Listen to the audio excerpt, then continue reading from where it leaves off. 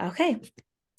Hey everyone, I am your host, Mariah Darche, and this is Becoming Self-Made, where we highlight women in their respective industries to share how they built this life of their dreams. We share how they juggled between entrepreneurship, relationships, motherhood, and more, and we'll be managing how they manifested their ideal life. Today's guest is literally the epiphany of what a badass boss truly is. We have founder of Nopalera, which is a Mexican botanical bath and body line based in New York City. We have Sandra Velasquez. Did I say that right? Yes, yes. Yeah, Yay! yeah. Awesome. How are you doing today? I'm doing good. I'm feeling nervous-sighted, right? Because Shark Tank is airing in 2 days and just so much. We're trying to make sure that all the back end is set up correctly so we capture everyone that's about to flood our website. And I can only imagine the butterflies, Shark Tank being like the most biggest platform for entrepreneurship and small businesses. What was that like experience like? I know we're going to see it once it airs, you guys. It's going to be airing on Shark Tank on the 20th. But Yep. before we even get into that, what was that experience like? It was long. So it was many months of preparation, a lot of back and forth, Zoom meetings, video submissions. It's a lot of preparation. And then when you get there, it just goes by in a flash, you know. Gosh. Um, but I used to be a professional musician, so I'm very familiar with like doing a lot of work where it's like in the quiet, no one cares yet, no one knows yet, and then all of a sudden you're on stage and boom, you get 45 minutes and it's amazing, and then it's over. Wait, okay, so you used to do music. How did you get into skincare and your Yeah, body line? How I did know. that Yeah, so I was a professional musician for most of my adult life, and that's what I thought I was put on earth to do. I was like, I'm here to write songs and share my culture and our stories through music. And then the pandemic happened. All right? of my gigs got canceled, and was already working on this idea of building this Latina bath and body brand. So COVID really just helped me turn the page and just close that chapter. And also, music is hard, right? I think people kind of glorify running a beauty brand or entrepreneurship. They see like the beautiful, glorious side, Right. but the reality is like it's 80% like logistics and operations. And it's the same with music. And, I'm carrying like heavy gear around town in the snow, I'm done with that. So I'm actually happy that, I was able to transition because, my partner, for example, is also a musician. All of his gigs got canceled and that was it, right? There was no plan B. There was, none of us could have anticipated that. But Right. honestly, it seems like a big jump, but I learned so much from being a musician. Number one, consistency. Number two, how to deal with rejection over and over and over, competition.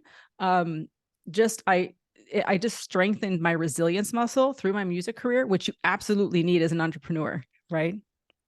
Yeah, definitely. What was that transition like though? I feel like sometimes, when we go from one industry to another, you have so much to learn, but I see that you have shared the similarities between the professions, but you transitioning and then obviously looking at what you turned it into today, it is a successful business. A lot of people don't experience that. So what was kind of like your mindset and the tactics that you put into place to one, help you feel comfortable with switching industries, and then also being able to like really get into this business and be able to create a successful, platform with it?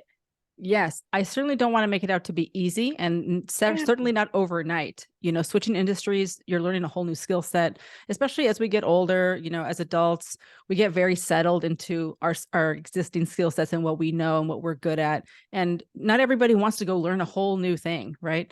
But honestly, for me, because I had no other plan B. I found myself unemployed with no savings. I'm a single mom and I was 43 years old. And I'm like, how did I get here to this point in my life where I have literally nothing to fall back on?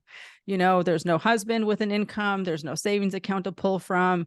Right. And so I had this moment of self-responsibility and that's really what entrepreneurship is. It's like you are taking control of your life. You are stepping into betting on yourself. And I Right. just decided in that moment, instead of falling apart, like if I'm going to change my life and my financial future, it's going to be because I build something big. Yeah. And so it was in that moment of, my back was up against the wall and almost, I want to say almost like desperate, but I realized that the answer was me. That was the solution. The solution was me and my own mind and my own ideas. And that's what was going to change my life. So, to answer your question about how do I really transition, like what are the tactics?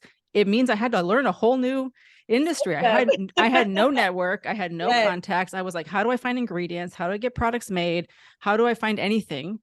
And I enrolled in formulation school. I was like, I'm going to have to make these products myself because I don't even know how to get them made. So I studied formulation for a year while I worked on the brand. Wow. And that was a year of, again, no one cares. There's no money. No one believes in you. Yeah. It's just you believing in you, right? You have the vision and you have to bet on yourself to continue to move forward. And you need that anyway throughout your business. Even when you quote unquote, it looks like you've made it, right? You Right. still need that resilience. You still Yeah. need to believe in yourself every single day. I love that. And I feel like in response to that, one, I always say like you have to forever be a student at the game. It doesn't matter Yes. your age, it doesn't matter, what you're trying to achieve. It doesn't matter if you feel like you're already established. Learning as much as you can forever and ever and ever is what's going to continue to put you at the top. And then I Totally agree. love something that you said, or what I'm hearing is that you were just very intentional with how you were going to go about this plan. It Yes. wasn't one of those things where you were asking for handouts or you just had the expectation like, oh, I'm just going to create like some soaps and body, some body wash. It was like, no, I need to formulate this in a way where it's going to be the best product that it could be. I love that. During that process, were you nervous? Were you scared? Like that's a I huge honestly was like, what do I have to question. lose? I have nothing to lose, and I think maybe that's also where some kind of like first time entrepreneurs might get stuck because they're like, I don't want to use my savings. I don't want to lose money. Right. I'm like, I don't even have any money. So I'm using my credit card anyway. So what do I have to lose? Really? I know that I can pay off debt over time. I've proven that to myself. Yes. So yeah, I mean, it's you just the fear, like it doesn't get easier, right? Like I just want to be clear for anyone out there that's maybe in the early stages of starting their business or especially a product-based business.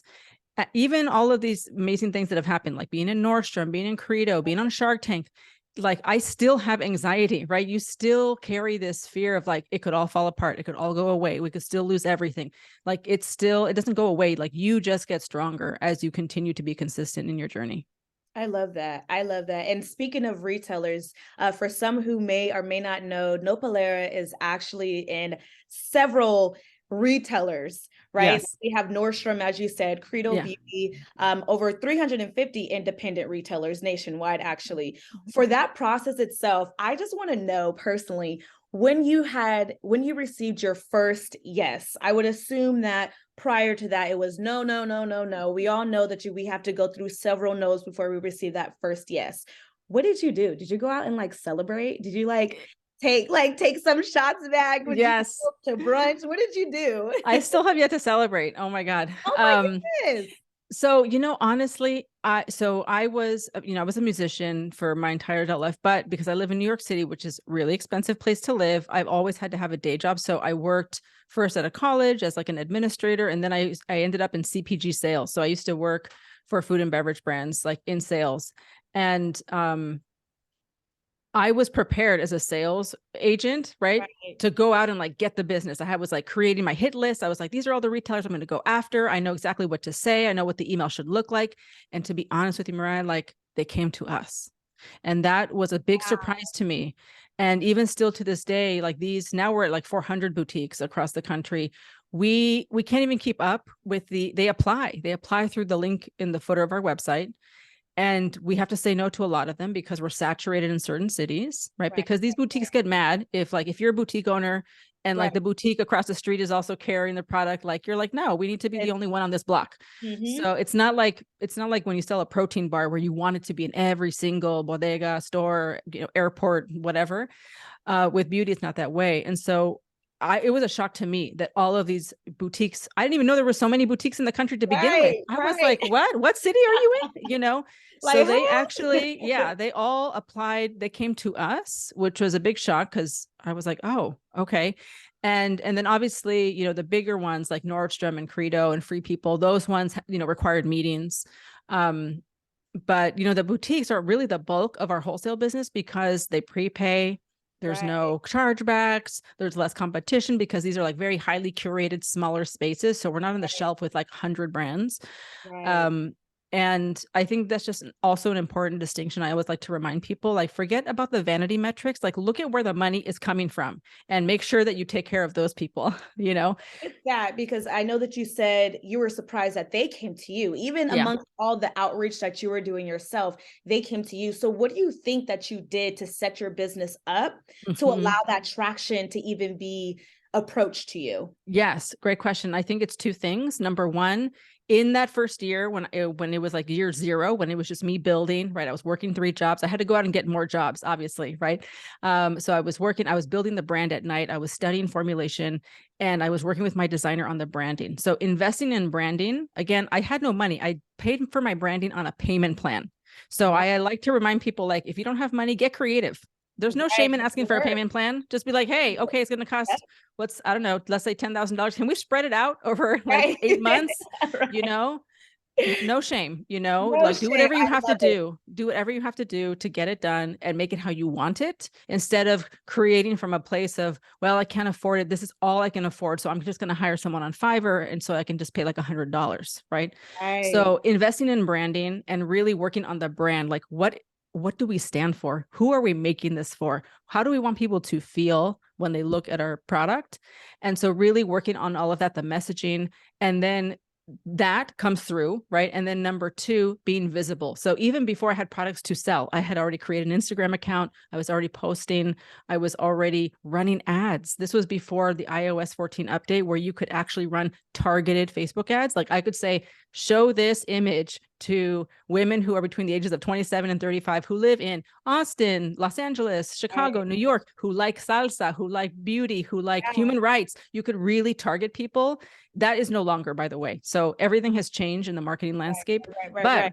I was paying again on my credit card, right? I was using my American Express card and I took a Facebook ads class. I learned how to run Facebook Business Manager. I was running these very like low cost, you know, like $20 a day kind of ads to just get people on an email list so that then when I launched, I had someone to launch to.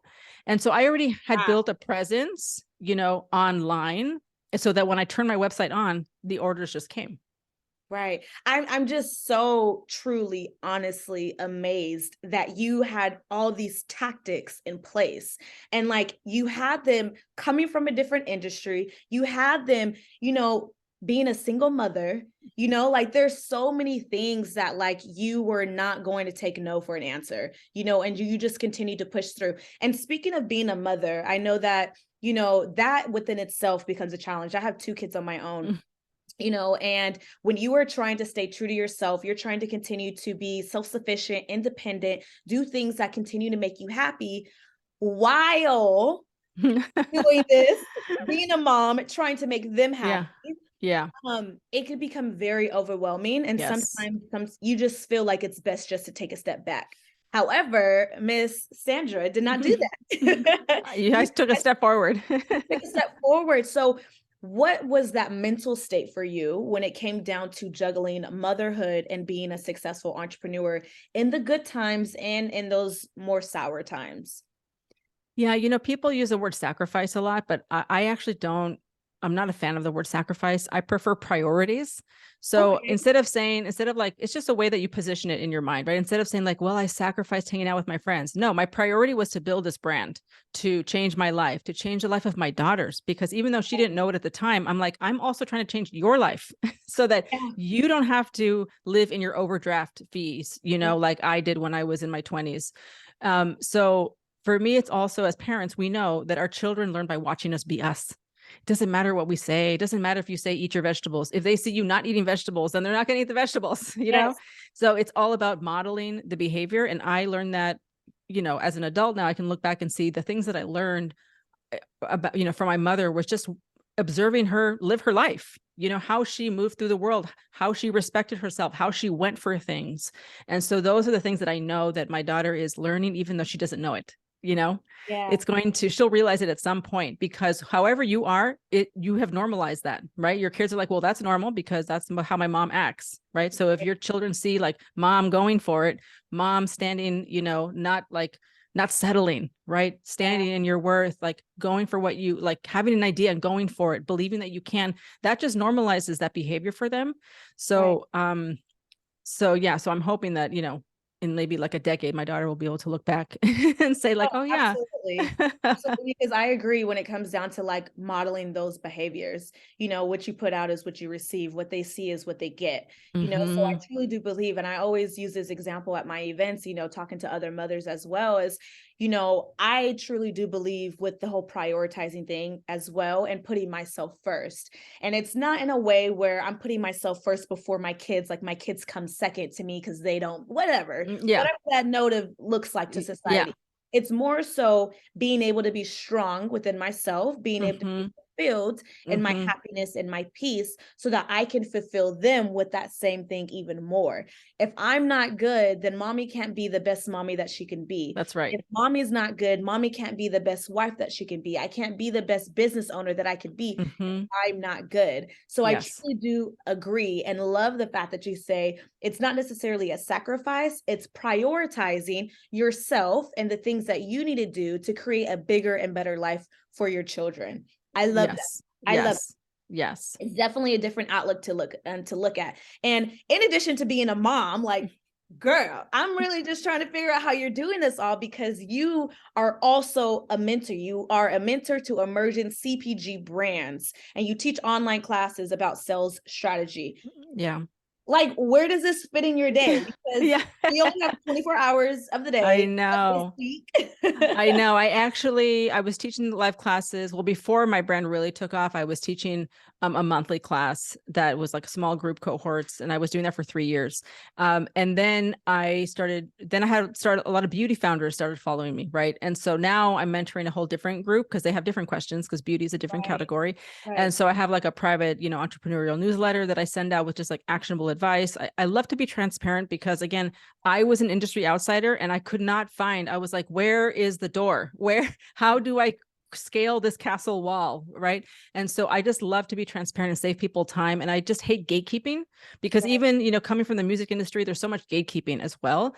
And I'm like, listen, just because you give people information doesn't mean they're going to use it. And it's not so what you have going on. Yeah, absolutely not. And so it's really, for me, it feels good, to be able to help people in that way, because most of us did not go to business school. Most of us do not have a network, and so we have to create our own, and so, so that for me, it's really important to do that. And I also have always wanted mentorship, from others who were ahead of me. And now it took me so long to finally find mentors. And so I'm just so grateful. And I love to be able to be that for other people. And we'll continue to do that even as my career, goes forward. Yes, absolutely. So do you think that with these courses that you're teaching, are these something that you're going to get back into? Because I feel that you have so much to offer and we need this information.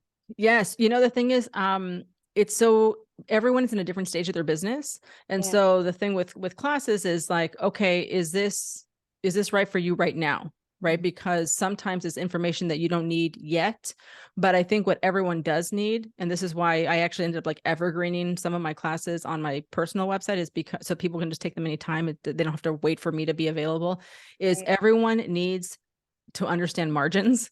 Everyone needs to understand, how to price their products so that they can proceed, because so many founders, they create products out of passion. They're making them themselves. And then they try to go into sell into a store, and then they realize they're not making any money. And it's because, you didn't understand the margin structure. You didn't understand how much margin retailers take, how much less you make when you are selling wholesale. Like, wholesale is about volume. You are making so much less on each unit, compared to your website where you're selling like full price and it's just, there's no middleman. So understanding margins, like I'm very passionate about that, making sure that everyone understands how margins work, because if you don't do that right from the beginning, then you've kind of shot yourself in the foot, then you either have to rebrand and reprice your products, or you can't wholesale. Right. So let's speak a little bit more about that for once Yeah. you understand the wholesaling, the margin process and things Yeah. like that. For someone who is starting a business, if they're wanting to sell online and be an online Mm-hmm. store in Mm-hmm. comparison to their primary goal is to get into retailers, Mm-hmm. what does that look like? Yes. The knowledge behind that, because I know that there are people who have clothing lines or beauty products Mm, and their goal, I want to be able to sell these products online, but I want to mm-hmm. get into these Mm, retailers more than just mm-hmm. by predominantly being online. Yes, it's such a great question. And this is the kind of thing that I could talk about all day because it's so Yes, important. And it's like, it's a foundational decision because right, again, if you launch and you don't have this information, you don't make these decisions in the very beginning, then you can't get very far, you know? right, So here's the first thing is that every category is different. And meaning like if you make clothes, you have different margins than if you make a protein bar, and you have different margins than if you make skincare. And the retailers that you're selling into also take different margins. So that's why it's right, really important for everyone to decide. I like to say begin with the end in mind. Like, okay, let's say you're starting a clothing brand. Where do you want this clothes? I need you to fast forward in your mind your right, business in a year, in 2 years. Where are your clothes being sold? Right. And like, I need you to push through and like not just be constrained by this moment, but where do you want this to go? future, Because that's going to like tell you how you need to price your products. Right. And so this is what, not people that are not entrepreneurs don't understand how much you have to make a product for in order to sell it and actually make money, because people just only see the price that is for them, right? Like when you go to the store, you're like, okay, this like lip balm is this much money. You don't think about the entire like supply chain behind it, right, right? because That you do like have how to much it costs to wholesale it, make it, right, like the shipping, wholesaler, packaging, the freight, right? All of that. There's so many right, components. And so in beauty, right? So I can talk about CPG, like food and bev and beauty, because I've worked in those two categories. I've never worked in clothing. So I don't know right, how it is for people that make clothes. I have heard that the margins are lower in clothing.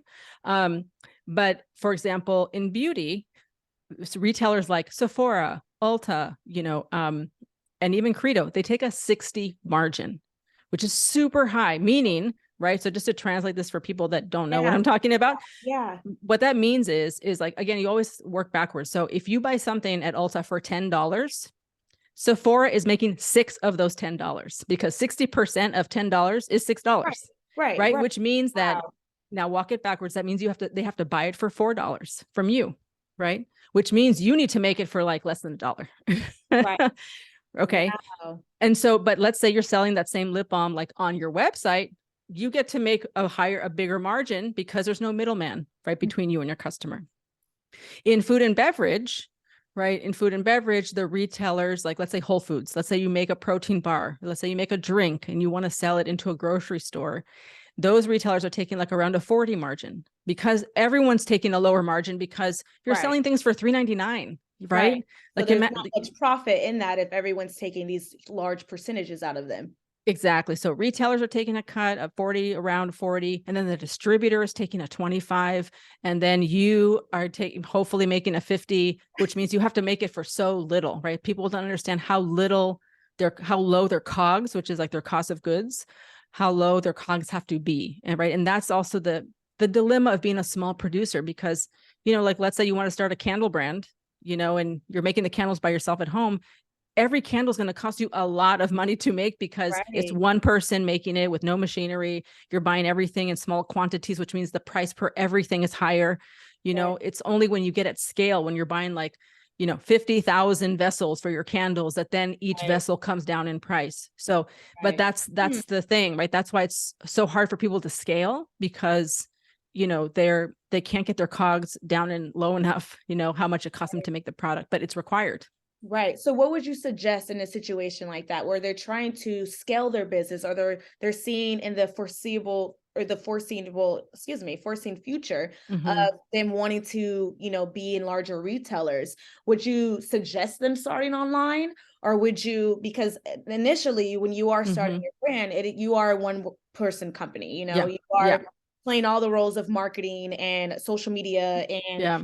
you know, You're uh making the and product. you're making him like, I'm like, You're dang, like shipping the there's so many product. different Yeah. roles. You're Yeah. shipping, the producer, like you're Yeah. everything. So Yeah. what would you suggest for someone who is trying to get at the level that you're at, when it comes down to distribution and, Yeah. retailers and things like that?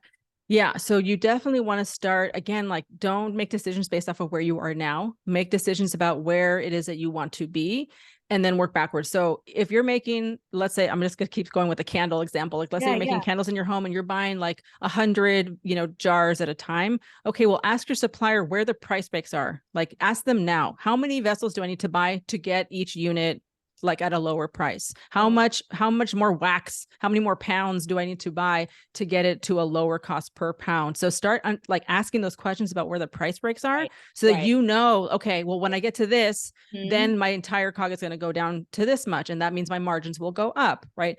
And then also start investigating, like just start asking people who are in the retailers or even the retailers themselves, go ask them like, what are their margin needs so that you can prepare, because it should not be a surprise. Please do not let it be a surprise. Like go, when I used to work in grocery, I would go into grocery stores and just start asking questions to the people stocking the shelves. How much is this? How much comes in a case pack, right? What's the best seller? Like get information, get intel, and also start to do like a market comp analysis, which this all sounds like super boring. Like this is not the romantic part. But it's so important. So important. Like I have for every product that I've ever launched, I have like a market comp spreadsheet that has, okay. And by the way, like not just all of the comps in your category in the country, but like at your destination. So again, if you're like, I want to make a candle brand that sells at Net-a-Porter, right? Which is like a super high-end luxury e-tailer. I need you to go to Net-a-Porter and look at all the candles that are being sold and how much are they being priced for? What is their packaging? What is the price per ounce? What are their scents? Like study your destination competitors, because it doesn't matter what's happening in Walmart unless you're trying to go to Walmart, in which case you would study what's happening in Walmart. Do you know what I'm saying? Exactly. I think that it's interesting to know that, it's still recording. Yeah, we're good. Yeah. Awesome. I think that it's interesting knowing that the process can somewhat be underestimated. I feel like the more information the more details and knowledge about your profession or the industry that you're in, I don't want to say easier, the less challenging it is for you to scale your business. I love that because it takes me back to the whole forever student at the game. Like you want to be able to be the expert in your industry in order to maneuver through all the kinks and all the mistakes, all the mishaps that you'll be experiencing through it all. So as I said, like, I really do respect how knowledgeable you are, like, in this profession, because you need it in order to be successful. And people shy away from wanting to go back to school or shy away from wanting to do more research and think that social media is the key tool. It is a tool. It's one of them. One of them. However, taking yourself back and really asking yourself, how bad do I want this? How do I really, really want this? And if you do, preparing yourself for the work that you have to put in to get the results that you want. So I love that. I love that. I kind of want to shift really quick. Back to Shark Tank. Because growing up, I used to watch Shark Tank and I just remember like so many things. One of them, how are they like not shitting their pants? Being like in front of all of these investors, literally asking for money. That's a part of like my, job now with our events is, I'm talking to different partners and looking for, monetary donations, like that. So you have to get comfortable with being uncomfortable with asking for money. And, so there's that. And then also the confidence behind, what? My product is so valuable to the point where I'm going to set myself up to present my product amongst all these amazing, wealthy individuals to let them know why I need the money and why I want them to invest in my product. So to you, I kind of want to ask, like, when did you know it was time for you to take it to the next level? What did that elevation process look like for you mentally? We know about the financial side of things, which I love too, because you're super transparent, and like credit cards and business loans, those are all resources that people need to fund their businesses. But for yourself mentally, when you were like, you know what, it's time for me to step up. We've already did what we can do. So now it's time for me to get that extra assistance. I know that was like a long question, but no, but you kind of answered the question, because you actually answered the question, because you get to that moment where you realize what got you here won't get you there. And my Amex and the working capital loans are not going to be enough anymore. Like we cannot keep up with the demand with the money that we have, which was nothing, right? I started with no money. So Yeah. at some point, you don't have enough money to make more inventory, to fund more marketing, like to product innovate. So for me, it was like, it's, I don't want to say it's scary, right? That's kind of a hard word, but it's like, okay, here's the next level now. Here we go. It's kind of like when you're playing a video game, you're like, all right, bring on the fireballs and bring on the Yes. dragons. We're at this next level now. We need to like slay the dragon Yes. until we get to the next level to save the princess. Right. And it's new, right? But it's like on this journey of entrepreneurship, everything is new, right? It's like starting the company was new, learning how to make soap was new, learning how to sell the wholesale, that was new. Everything is new. And so going back to your original point of like, you have to love to learn. If you do not love to learn, then I'm going to say entrepreneurship is not for you. Mm-hmm. You have to, in order to scale, here's the other thing. In order to scale your business, you have to scale yourself. Yeah. Yeah, absolutely. So yeah, Behind, that's when I knew. yeah, behind scene, because I would assume that you do have to do a huge presentation and you have to get things ready. What did that look like for you? Yes, it was a months-long process. I mean, I think I first applied like back in March of last year. It was a long time ago, and so here we are. It's taken all this time to finally get my episode aired. Yeah. And it was, while I'm running the business and I'm also fundraising and I'm also, just wearing many hats. So there's never a good time when you're like Yeah. a team of two to take on yet another thing. But I was like, this could be a really great opportunity. And it's a once in a lifetime. Like you get on Shark Tank once, you don't do it twice. Right, So right. to get to this point is a huge milestone. And it was a lot of preparation, but again, I'm used to that because I know what it's like to write an album, record it, and then it doesn't get released until like a year later. So it's very similar. So it was, it's a good experience. It is nerve-wracking though. It is nerve-wracking to step onto that stage because it's dead I silent. can only imagine. I can only imagine. Sandra, you have been amazing. This has been a great conversation. I feel like myself, I've just learned so much, just with the process of building your business, monetizing your business, scaling your business, understanding the importance of the resources and loving to learn. I think that was the main thing that I learned from this conversation is always being okay with having to go back to the drawing board and implement that education to really like become an expert in your industry. So I appreciate you so much. You are doing amazing things. If you can just take a couple minutes to share your current projects, which we know is Shark Tank, but I would love to know the air dates and just throw it on us. Throw it on us. Yes. Everything you need to know. Yes. So Shark Tank is airing this Friday, January 20th at 8 p.m. Eastern and Pacific on ABC. We're also in the process of innovating new products, which is exciting. So hope to launch those sometime later this year. And we also have the Nopalera podcast where we share, just the journey of our story of building a brand as well as the stories of our community. So people can always, tune into that. And otherwise find us at nopalera.co. Yes, I love it. I love it. Thank you, Sandra, so much. Once again, Thank you guys, you. I am your host, Mariah Darche. This is Becoming Self-Made, where we highlight women in their respected industries to share the life that they build of their dreams. Thank you so much. And until next time. Bye. Okay, let me stop recording.